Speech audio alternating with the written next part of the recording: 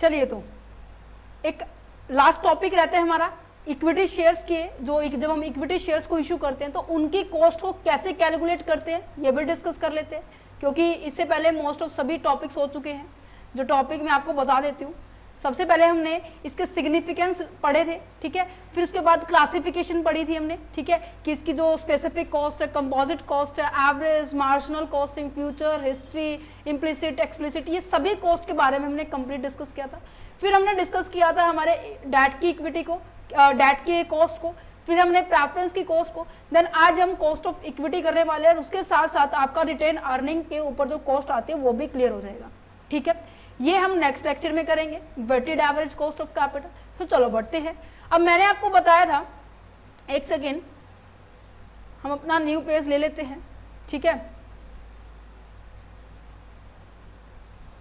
जो equity shares holders होते हैं उनको बचा हुआ पैसा मिलता है। हमने डिबेंचर्स की पेमेंट की थी, हमने प्रेफरेंस शेयर होल्डर्स की पेमेंट की थी, याद है ये स्लाइड? आई होप सबको याद होगी कि सबसे पहले जो हमारे ऑपरेटिंग कॉस्ट है हमने इसको माइनस कर दिया था, देन EBIT बचता है, उसमें से हमने क्या किया था, सबसे पहले डिबेंचर्स होल्डर्स के ऊपर जो इंटरेस्ट बनता था वो हमने पे किया, देन उसके बाद इक्विटी शेयर होल्डर्स को पेमेंट, प्रेफरेंस शेयर होल्डर को पेमेंट की। बचा हुआ पैसा हमारा किसके लिए होता था, हमारा इक्विटी शेयर होल्डर्स के लिए होता था। तो मैं यहाँ पे लिख सकती हूँ EBIT में से मैंने इंटरेस्ट माइनस कर दिया, ठीक है।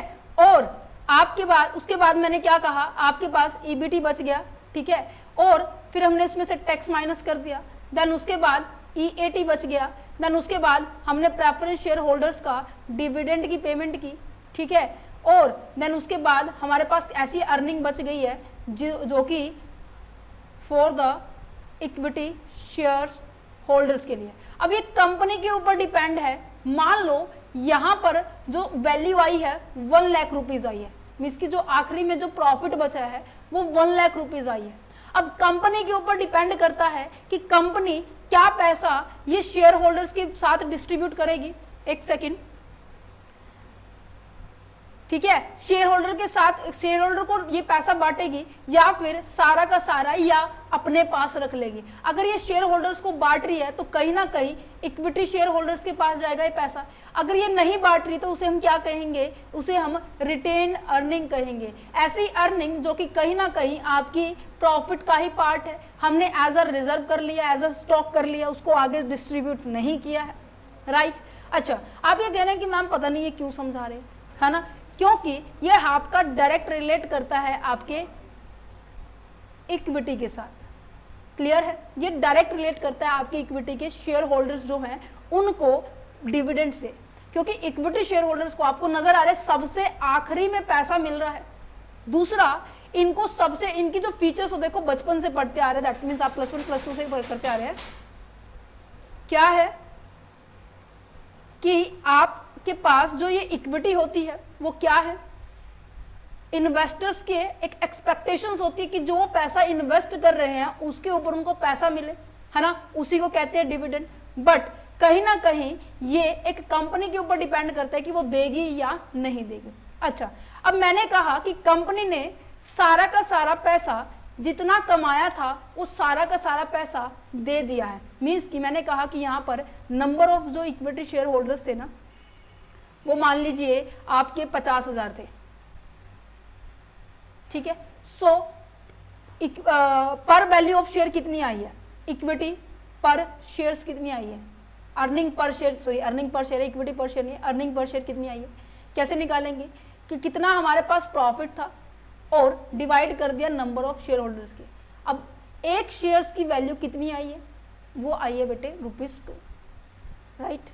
मैंने कहा कि कंपनी ने जितना कमाया है उतने ही हमने क्या कर दी है, उतना का उतना सारा का सारा पैसा हमने सारा का सारा बांट दिया है, ठीक है, ठीक है। मैंने कहा कि ₹2 बचा था हमारे पास, 2 के 2 सारे के सारे पैसा हमने as a equity shareholders को बांट दिया। अच्छा, दूसरा का ये हो सकता है कि इसमें से कुछ हिस्सा हम क्या कर रहे हैं, बचा के रख रहे हैं, कुछ हिस्सा एज ए तौर पे डिविडेंड दे रहे हैं। सो जितना डिविडेंड देंगे उन्हीं के ऊपर हम कैलकुलेट कर लेंगे। देखो 1 बाय 1 सभी चीज़ों को डिस्कस करते हैं।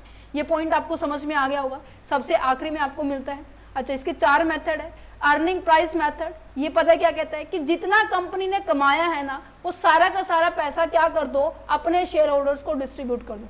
The earning price method calculate the cost of equity based on the company earning per share and the market price. Means की मार्केट में जो प्राइस है, अब आपको ये भी पता होगा कि जो इक्विटी शेयर होल्डर होते हैं वो कंपनी में लिस्टेड होते हैं, दैट्स अ रीजन जो इनकी वैल्यू ली जाएगी वो हमेशा मार्केट प्राइस पे ही ली जाएगी। ध्यान रखना, इस मेथड के अंदर सारी की सारी चीजें मार्केट प्राइस के ऊपर बात करेंगे। रीजन यही है कि जो इक्विटी शेयर होल्डर होते हैं वो स्टॉक एक्सचेंज के अंदर लिस्टेड होते हैं, और जो लिस्टेड होते हैं उनकी मार्केट प्राइस के साथ ही बात की जाती है, दैट मीन्स करंट प्राइस जो चल रहा है उनका, उनके साथ बात की जाएगी। ठीक है, अब यहाँ पर देखो कैसे निकाली जाएगी, अर्निंग पर शेयर है, ठीक है, और नीचे मार्केट प्राइस है। ठीक है, यहाँ पर कुछ एक सर्कमस्टांसेस दिए हुए हैं। This firm does not have the debt capital, यहाँ पे ये माना जाता है कि फर्म के पास किसी भी तरह का डेट का पैसा नहीं है, मीन्स कि डिबेंचर्स उन्होंने इशू नहीं किया। डिबेंचर इशू नहीं करेंगे तो इंटरेस्ट की पेमेंट भी नहीं करनी पड़ेगी। जितनी भी अर्निंग हो रही है और सारी की सारी हम किसको दे रहे हैं, शेयर होल्डर्स को दे रहे हैं। मैंने यही बोला, जितना कमाया वो सारा का सारा दे दो। अच्छा, यहाँ पर ये कह रहे हैं कि कोई ग्रोथ नहीं हो रही अर्निंग में, जितनी हर साल जो कमा रहे हैं वो सारा का सारा एज इट इज दे रहे हैं। समझ पा रहे हो, समझ पा रहे हो? अच्छा जी, नेक्स्ट मेथड क्या कहता है, डिविडेंड प्राइस मेथड। अब देखो इसमें ये कहा कि सारा ही दे दिया। अब भाई फ्यूचर में अपॉर्चुनिटी नजर आ रही है फर्म को, फ्यूचर में ये नजर आ रहा है कि हाँ कहीं ना कहीं पैसा इन्वेस्ट करना है। अब पैसा ही नहीं होगा, सो कंपनी को फिर बोरोइंग करनी पड़ेगी, कंपनी को फिर पैसा रेज करने के लिए शेयर इशू करने पड़ेंगे, फिर डिबेंचर्स इशू करने पड़ेंगे, इक्विटी इशू करनी पड़ेगी। अब उसके पास खुद का पैसा तो नहीं है। कंपनी ने कहा कि जो ये मेरे पास ईपीएस आया, जो मेरी अर्निंग हुई है, इसमें से मैं कुछ हिस्सा क्या करूं, एज ए तौर पर डिविडेंड दे दूं, और कुछ हिस्सा कहीं ना कहीं मैं इसको सेव करके रख लूं। सो कहीं ना कहीं मैंने आपको बताया था, जो इन्वेस्टमेंट करते हैं लोग कंपनी के अंदर, जिसके कारण कंपनी के पास जो मनी है वो कलेक्ट हो जाती है, जो फंड्स है वो रेज हो जाते हैं। ठीक है, रेज हो गए, पर क्या, जैसे मैं कहती हूँ बैंक भी आपको वैसे भी पैसे नहीं देता, वो एज अ इंटरेस्ट पे देता है। इसी तरह से कोई भी व्यक्ति इन्वेस्टमेंट कर रहा है वो ऐसे तो नहीं देगा, वो भी तो कुछ रिटर्न चाहेगा, है ना, जिसे हमने डिविडेंड के तौर पर पढ़ा है ना, और जिसको हमने इंटरेस्ट के तौर पे पढ़ा है। हर एक पर्सन चाहेगा कि उसको हैवी डिविडेंड मिले, हैवी इंटरेस्ट मिले। सो अगर आप कंपनी डिविडेंड दे रही है तो कंपनी के लिए वो कॉस्ट, अगर वो उस पैसे को बचा के रख रही है तो कंपनी के लिए सेविंग है, क्योंकि फ्यूचर में आने वाली अपॉर्चुनिटी जो है उनको वो इजिली अवेल कर सकती है। क्लियर है, समझ में आ रहा है? अच्छा देखो क्या लिखा हुआ, तो इसका फॉर्मूला क्या हुआ, ये डिविडेंड प्राइस मेथड है। ये कह रहा है कि जितना डिविडेंड दोगे ना उसी की कॉस्ट निकाल देंगे। तो यहाँ पे सिंपल मेथड है, डिविडेंड पर शेयर जितना मिला पर्सन को और उनकी मार्केट प्राइस क्या थी और इनटू में 100, ये फॉर्मूला बन गया। क्लियर है, समझ में आ रहा है? आई होप आसान लग रहा होगा। इसमें कहीं ना कहीं आपकी कैपिटल क्या हो रही है, अप्रिशिएट हो रही है। क्यों? क्योंकि जो पैसा लगाया था उसके ऊपर भी आपको एज ए रिटर्न मिल रहा है। सो कहीं ना कहीं आपकी जो कैपिटल है वो अप्रिशिएट हो रही है ना। अच्छा, पर क्या इसमें ये है, अब देखो मैंने कहा कि जो डिविडेंड है ना दिया जा रहा है इक्विटी शेयर होल्डर्स को, मैंने कहा इस साल मेरे 5 लाख प्रॉफिट हुआ, ठीक है, अगले साल मेरा 10 लाख प्रॉफिट हुआ। अच्छा, मैंने कहा अगले साल 20 लाख प्रॉफिट हुआ। आपको पता है डिबेंचर शेयर होल्डर्स के, डिबेंचर्स होल्डर्स के ऊपर और प्रेफरेंस शेयर होल्डर्स को कैसा रिटर्न मिलता है, फिक्स्ड मिलता है या वेरिएबल मिलता है? जल्दी से बताओगे। डिबेंचर्स को क्या मिलता है, डिबेंचर्स को इंटरेस्ट मिलता है, और वो भी कैसे मिलता है, फिक्स रेट पे मिलता है, फिक्स रेट पे मिलता है। अच्छा, जो प्रेफरेंस शेयर्स होल्डर्स होते हैं उनको क्या मिलता है, डिविडेंड मिलता है। अच्छा, वो कैसे मिलता है, फिक्स रेट पे होता है। क्या इक्विटी वालों को फिक्स मिलता है? उनको तो बचा हुआ मिलता है ना। सो इसको मैं ये कह सकती हूँ ये वेरिएबल मिलता है इनको, है ना, जो चेंज होता रहता है।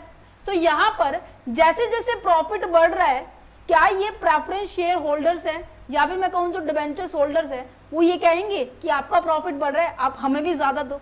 नहीं कहेंगे ना, क्योंकि इनका तो फिक्स है ना। इसके अंदर डीमेरिट बता रही हूँ मैं आपको, इस कंसेप्ट की डीमेरिट्स हैं। ठीक है, क्या है कि अब जैसे जैसे प्रॉफिट बढ़ेगा, ग्रोथ की ओर ध्यान नहीं दिया। उसने कहा कि जितना आप एज ए डिविडेंड दोगे, यहाँ पे किसी भी तरह से ग्रोथ के बारे में बात नहीं की, ग्रोथ को फुल्ली एब्सेंट है, इग्नोर किया गया है। सो यहाँ पे इस क्रिटिसाइज को लेकर नेक्स्ट कंसेप्ट फिर इवेल्युएट हो गया। कैसा कंसेप्ट है? वो कहता है कि डिविडेंड तो होगा, डिविडेंड प्राइस मेथड तो होगा, प्लस साथ में ग्रोथ रेट के साथ होगा, सेम एज इट इज है। फर्क बस इतना है कि जो ग्रोथ रेट है ना वो आपकी प्लस हो जाएगी, ठीक है। देखो समझो इस बात को, फॉर्मूले को समझो। फॉर्मूला मैंने क्या बताया, D1 अपॉन में मार्केट प्राइस प्लस के ग्रोथ। ये बना कैसे है उसको हम जानते हैं, ठीक है। ये कॉस्ट ऑफ इक्विटी। अब देखो मैंने कहा कि अब आप कमा रहे हो 10 रुपए, ठीक है। फ्यूचर में मैंने कहा कि आपके 20% इंक्रीमेंट होगी, मीन्स कि आप 10 रुपए की बजाय आप कितना कमाओगे, 10 रुपए तो कमाओगे, साथ में 10% 20% और एक्स्ट्रा कमाओगे। किसके ऊपर कमाना है, 10 रुपए के ऊपर कमाना है, मीन्स कि आपको 2 रुपए और एक्स्ट्रा एज अ डिविडेंड मिलने वाला है। ये ग्रोथ हुई है, कितने परसेंट हुई है ग्रोथ, 20% हुई है, जिसके कारण मेरा फ्यूचर का एक्सपेक्टेड डिविडेंड कितना निकला, ये 12 रुपीज निकला। अब प्रेजेंट में क्या मिल रहा है, 10 मिल रहा है। सो इस प्रेजेंट में जो मिलता है उसे हम कहेंगे D0 से डिनोट करते हैं, और जो एक्सपेक्टेड डिविडेंड है कि उम्मीद है कि इन फ्यूचर हमारा 20% इंक्रीज हो रहा है, सो इसे हम कहेंगे D1 कहेंगे। और ये 20% से जो इंक्रीज हुआ इसे हम क्या कहेंगे, ग्रोथ कहेंगे, ठीक है। अब ये देखो मैंने कहा, अब देखो यहाँ पे नजर आ रहा है कि 10 तो मिलेगा ही मिलेगा और साथ में आपको 20% भी मिलेगा। सो इसी वजह से ये क्या है, ग्रोथ आपकी प्लस होती है। पहली बात ये है। अब आपको ये नहीं पता था कि देखो मैंने कहा कि यहाँ पे एग्जाम्पल में देखना, ध्यान से समझ रहे हैं इसको, 10 रुपए के ऊपर आपको 20% क्या मिलने वाला है, एक्सपेक्टेड डिविडेंड मिलने वाला है फ्यूचर में। सो आपने कैसे निकाला, 10 प्लस 10 इंटू 20 अपॉन में 100 इज इक्वल टू 12 निकल गया। ये तो आपको D1 निकालने का फॉर्मूला बता रही हूँ, ये कैसे होगा। ये क्या है, D0 है, ये क्या है, D0 है, और इनटू में रेट गिवन है, अपॉन में 100 गिवन है। क्या मैं इसको, या जिसे मैं कहूँगी ग्रोथ, राइट, रेट नहीं कहना मेरे को भी यहाँ पर, इसे हम ग्रोथ कहेंगे, राइट। ये ग्रोथ है, एक सेकेंड, ये ग्रोथ है। क्या मैं D0 को बाहर निकाल सकती हूँ, D0 मैंने जैसे ही बाहर निकाला 1 प्लस के G, किसका फॉर्मूला बन गया, D1 का फॉर्मूला बन गया, ठीक है। याद रखना क्वेश्चन के अंदर ये लिखा मिले कि विल बी पे, दैट मीन्स इन फ्यूचर में पे करेंगे, ये एक्सपेक्टेड डिविडेंड को नोटिफाई कर रहा है। या फिर वो कहे कि लास्ट ईयर के अंदर हमने इतना पे कर दिया है तो वो D0 होगा, या फिर मैं कहूँ कि नेक्स्ट ईयर लिखा हो तो दैट मीन्स आपको D1 निकालना होगा, ठीक है। समझ में आ रहा है, ठीक है। तो यहाँ पे केवल D1 अपॉन में P0 that means market price है, करंट प्राइस है, और यहाँ पे ग्रोथ रेट है, ठीक है।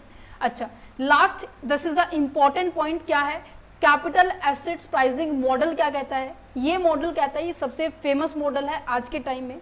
इन सब की जितनी भी लिमिटेशंस थी, किसी ने ग्रोथ को नहीं कंसीडर किया, किसी ने डिविडेंड फिक्स रखा, कोई कहता है कि जितना हो रहा है प्रॉफिट सारा का सारा दे दो। अब लास्ट में जितनी भी कमियां थी इस कंसेप्ट ने दूर कर दी है।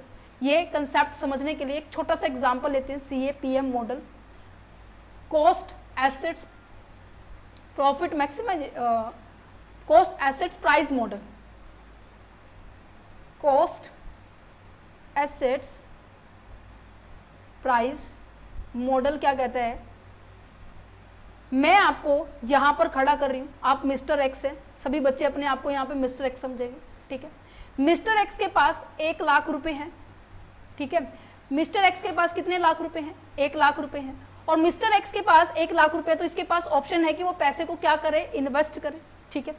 सो यहां पर इसने देखा कि इसका बैंक अकाउंट SBI के अंदर है, तो SBI दे रही है इसको 6% के ऊपर एज ए रिटर्न, मीन्स कि अगर ये पैसा यहां पर SBI के अंदर इन्वेस्ट करेगा तो SBI इसको 6% क्या देने वाली है, रिटर्न देने वाली है, ठीक है।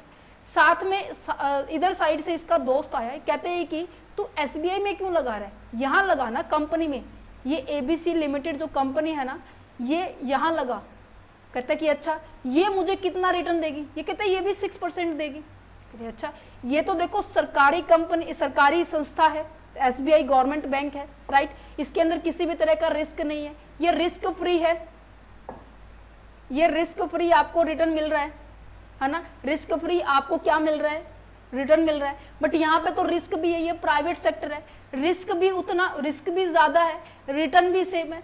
क्या आप अगर मिस्टर एक्स की जगह होते तो आप क्या करते, मुझे ये बताओ, क्या एबीसी लिमिटेड में करते? नहीं ना, आप क्या कहते, इससे बढ़िया तो मैं एसबीआई में कर लूँ, टेंशन फ्री रहूंगा, बार बार इसकी ओर नजर नहीं देखनी करने पड़ेगा मुझे, है ना। सो एबीसी लिमिटेड कंपनी को मिस्टर एक्स के 1 लाख रुपए को अट्रैक्ट करने के लिए, मिस्टर एक्स को अट्रैक्ट करने के लिए उसे क्या करना पड़ेगा, उसे क्या करना पड़ेगा, उसे अपनी ये जो रिटर्न है उसको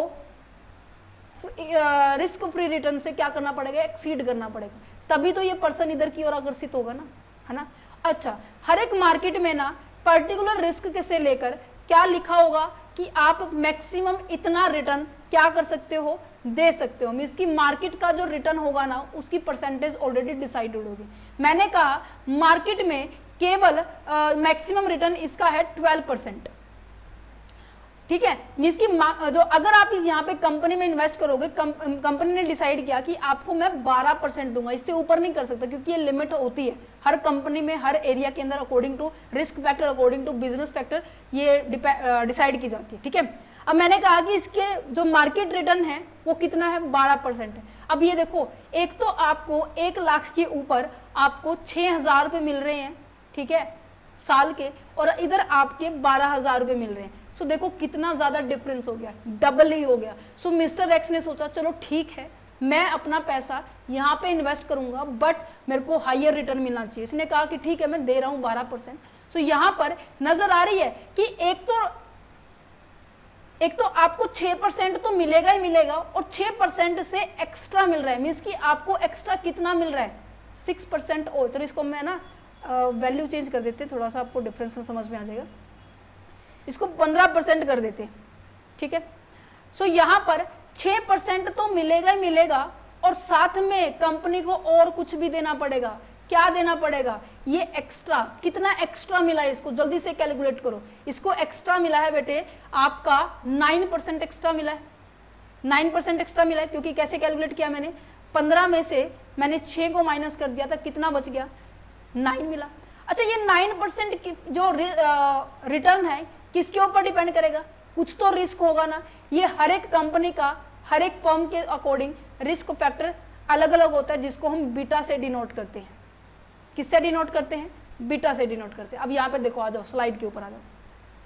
ये CAPM मॉडल क्या कहना चाह रहा है कि आप हायर रिटर्न को कमाने के लिए आप क्या करने वाले हो, हायर रिस्क को भी अवेल करोगे। अगर आपको रिस्क लिया है, आपने रिस्क लिया है, सो आप ये कह रहे हो कि मुझे हायर रिटर्न भी चाहिए, ठीक है, मुझे उतना तो चाहिए जो रिस्क फ्री है, बट मुझे और एक्स्ट्रा रिस्क लेने के साथ साथ आप मुझे वो जो रिस्क लिया है ना उसको कंपनसेट करो। कंपनसेट कैसे करोगे, आप मुझे हायर रिटर्न दो। देखो क्या लिखा हुआ है, the logic of the computations of the cost of equity under the CAPM model approach is that equity shareholder expect a return more than the risk free rate for the compensating them that taking a risk। जो वो risk ले रहा है उसको compensate करने के लिए आपको क्या करना पड़ेगा, उसको रिटर्न हाई देनी पड़ेगी। अच्छा, जो रिस्क की जो प्रीमियम होता है ना वो डिपेंड करता है बिजनेस टू बिजनेस, ठीक है। बिजनेस क्या पता अलग किसी डिफरेंट फैक्टर्स में, डिफरेंट एरिया में बिजनेस रिस्क अलग अलग होता है। सो जो रिस्क होता है वो आपको बीटा से डिनोट किया जा रहा है। ये मैंने आपको दिखाया, मार्केट जो रिटर्न है आपका 15 था, रिस्क फ्री 6 था, रिस्क फ्री 6 है, और यहाँ पे बीटा की जो वैल्यू आपको गिवन होगी, सब चीज़ें आप यहाँ से के की वैल्यू, के कॉस्ट ऑफ इक्विटी निकाल सकते हो। क्लियर है, समझ में आ रहा है, ठीक है, समझ में आ रहा है। अच्छा, इस बीटा को काफ़ी सारे नामों से जाना जाता है, बीटा ऑफ द इन्वेस्टमेंट, जिसे रिस्क फैक्टर भी कहती है, और सिस्टमैटिक जो रिस्क भी कहते हैं। एक अनसिस्टमैटिक रिस्क होता है, एक सिस्टमैटिक रिस्क होता है। जो अनसिस्टमैटिक रिस्क होता है उसको हम डाइवर्ट कर सकते हैं, मीन्स कि उसको हम फेस कर सकते हैं, वो हमारे कंट्रोल में होता है। But systematic risk macro level पे होता है, वो हमारे कंट्रोल में नहीं होते हैं। क्लियर है, जैसे कि यहाँ पे क्या लिखा हुआ, this is a called the company specific risk.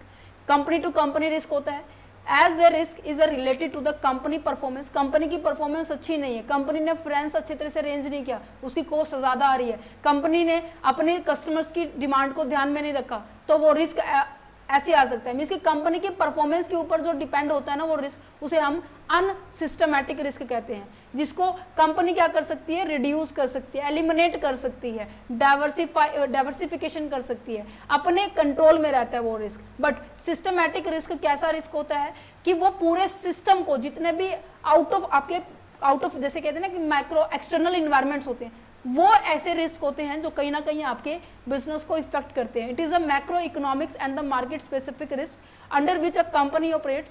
This type of the risk can not be eliminated by the diversification, hence there is a not diversifiable. इसको आप आपके कंट्रोल में नहीं होता, ये आपके आउट ऑफ कंट्रोल होता है। जैसे गवर्नमेंट की पॉलिसी चेंज हो गई है, ठीक है, इन्फ्लेशन आ गया है, कंपटीशन एकदम से बढ़ गया है, ये सारे के सारे फैक्टर्स यहाँ पे आएंगे।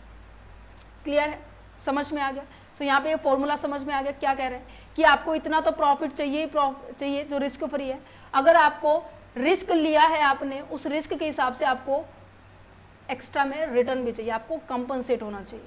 क्लियर, ठीक है, ये लिखा हुआ है additional risk premium of the investing in a particular share.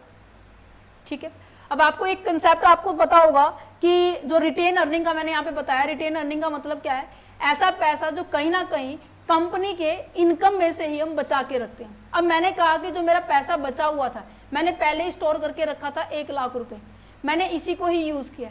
So obvious सी बात है, ये पैसा इनडायरेक्टली किसका था, इनडायरेक्टली आपके इक्विटी शेयर होल्डर्स का था। अगर कंपनी यहाँ पे बचा के नहीं रखती तो ये पैसा किसके अंदर डिस्ट्रीब्यूट होता, इक्विटी शेयर होल्डर्स के बीच में डिस्ट्रीब्यूट होता। अच्छा, इक्विटी शेयर होल्डर्स कहते हैं कि ठीक है, आप मीन्स की कंपनी कहती है ठीक है, हमने पुराना अपने ही शेयर्स, अपने ही जो रिजर्व है, अपना ही जो रिटेन अर्निंग है उसी को यूज किया, पर इनडायरेक्टली इसके ऊपर कॉस्ट तो आ रही है ना, जिसको हमने पढ़ा था इम्प्लिसिट कॉस्ट। याद आया, हमने क्लासिफिकेशन ऑफ द कॉस्ट में पढ़ा था। इसीलिए जो रिटेन अर्निंग की जो कॉस्ट आती है ना, वो सेम डायरेक्ट आपकी कॉस्ट ऑफ इक्विटी के हमेशा क्या होती है, बराबर होती है। ठीक है, समझ में आ रहा है? So that the cost of the equity earning is always equal to the cost of, क्योंकि ये जो रिटेन अर्निंग का जो पैसा होता है ना, इनडायरेक्टली आपका इक्विटी शेयर होल्डर का ही पैसा होता है। सो क्वेश्चंस में अगर आपको रिटेन अर्निंग दी हो, उसकी कॉस्ट ना दी हो, अगर आपको इक्विटी की दी हो, तो दोनों की, मैंने कहा कि 10% इसकी है, ठीक है, तो 10% सेम इसकी भी होने वाली है। क्लियर है, समझ में आ गया? चलो तो नेक्स्ट लेक्चर के अंदर डिस्कस करेंगे weighted average cost of capital. Okay.